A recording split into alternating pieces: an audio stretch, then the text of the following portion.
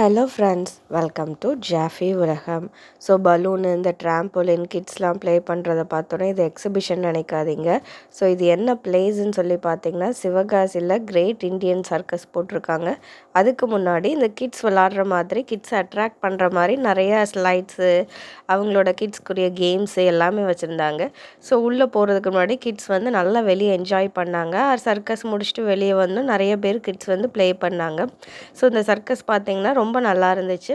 நல்லா டிஃப்ரெண்ட்டாக பண்ணாங்க. க்ளோன்ஸ் எல்லாம் பண்ணாங்க. பார் கேமு, அப்புறம் ரோப்பில் ஏறுறது, கம்பியில் ஏறுறது, அப்புறம் கேமல் இருந்துச்சு, ஹார்ஸு, டாக் இருந்துச்சு. பட் அது வந்து எந்த பர்ஃபார்மன்ஸும் பண்ணல. ஜஸ்ட்டு சும்மா ஒரு மார்ச் ஃபாஸ்ட்டுக்கு மட்டும் வந்துச்சு. ஸோ இப்படி தான் சர்க்கஸ் வந்து ஸ்டார்ட் ஆச்சு.